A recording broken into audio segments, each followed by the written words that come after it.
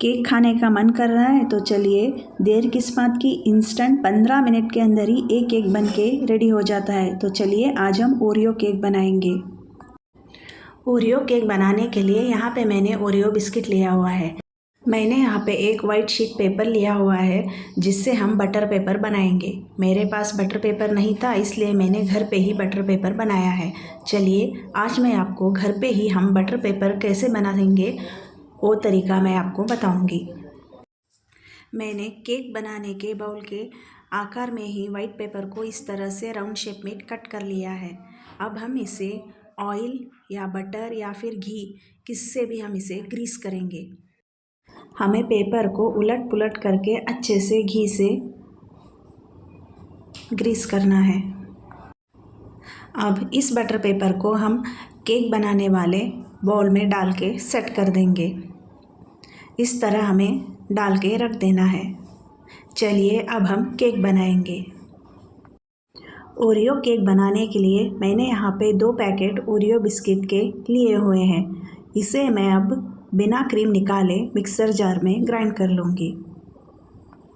इन biscuit को हमें mixer jar में नाइसली ग्राइंड कर लेना है। देखिए इस तरह से मैंने ग्राइंड कर लिया है। अब इसे हम एक बाउल में ट्रांसफ़र कर लेंगे। ये रेसिपी बनाना बहुत आसान है, इसीलिए इस रेसिपी को आप एंड तक ज़रूर देखिए और मेरे चैनल को लाइक और सब्सक्राइब ज़रूर कीजिए। अब बिस्किट के इस पाउडर में 1 स्पून शुगर और बेकिंग सोडा डालेंगे। बेकिंग सोडा मैंने यहाँ पे हाफ़ टेबल स्पून डाला हुआ है। अब इसे हम अच्छे से मिक्स कर लेंगे। अगर आपको बच्चों को टिफ़िन में केक देना है तो ये रेसिपी आप रात में ही बना के रख सकते हैं। अब मैं इसमें डालूँगी दूध देख के डालिए। मैंने यहाँ पे 1 कप दूध डाला हुआ है। इसे हम अच्छे से मिक्स कर लेंगे। केक का बैटर न ज़्यादा पतला हो न ज़्यादा गाढ़ा। हम डोसी का बैटर कैसे बनाते हैं हमें उसी कंसिस्टेंसी को यहाँ पे मेंटेन करना है। देखिए इसे हमें अच्छे से फेंट लेना है। 1 मिनट तक अच्छे से फेंट लेने के बाद हमारी केक की बैटर की कंसिस्टेंसी इस तरह से रहनी चाहिए। अब केक के इस बैटर को हम केक के बाउल में ट्रांसफ़र करेंगे। ये रेसिपी बहुत ही इजी है, आप इस रेसिपी को ज़रूर ट्राई कीजिए। इसी तरह हम पार्ले बिस्किट से भी केक बना सकते हैं। थोड़ा सा मैंने फिर से फेंट लिया है। फेंट लेने के बाद हम इस बैटर को जो मैंने बटर पेपर डाल के रखा हुआ था ना बाउल, उसी में ही ट्रांसफ़र कर दिया है।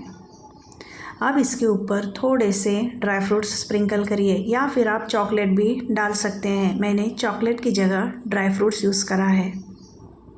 अब गैस पे हमें एक कढ़ाई रखना है। कढ़ाई में हमें कुछ भी नहीं डालना है, कढ़ाई को एम्प्टी ही रखना है।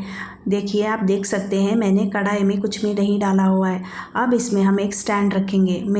मेरे पास इस तरह का एक स्टैंड था, मैंने रख दिया है। आपके पास कौन सा है वो आप रख सकते हैं। अगर आपके पास स्टैंड नहीं है तो आप एक प्लेट भी रख सकते हैं। अब केक को इसके ऊपर रख के इसे ढक देंगे। 15 मिनट तक हमें इसे इसी तरह से छोड़ देना है। गैस को हमें मीडियम लो फ्लेम पे ही रखना है। 15 मिनट हो चुके हैं। अब हम केक चेक करेंगे। केक हमारा फुला फुला बन के तैयार है। अब ये केक पूरी तरह से तैयार है या नहीं, अब हम इसे चेक करेंगे। केक परफेक्टली बन के रेडी है कि नहीं चेक करने के लिए मैंने यहाँ पे एक नाइफ़ डाला हुआ है।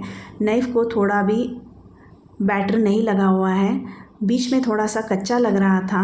मैंने नाइफ़ को डाल के देखा है तो हमें इसे 5 मिनट और ढक के लो फ्लेम पे इसी तरह से छोड़ देना है। 5 मिनट हो चुके हैं। देखिए हमारा केक अच्छे से बन के तैयार है। अब इसे हम ठंडा होने के लिए रख देंगे।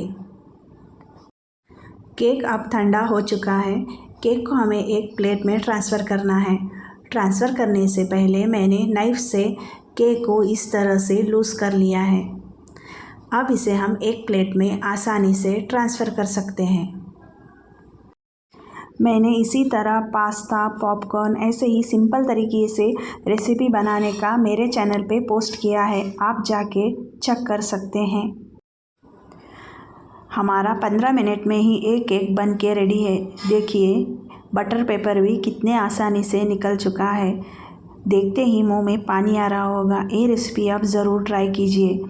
मैं इसे आपको कट करके बता दूंगी कि ये कितना स्पॉन्जी और सॉफ्ट बनता है। इस केक को आप बर्थडे किट्टी पार्टी में भी बना सकते हैं। बहुत आसानी से और झटपट बन जाता है। फिर मिलते हैं एक नई रेसिपी के साथ। तब तक के लिए धन्यवाद।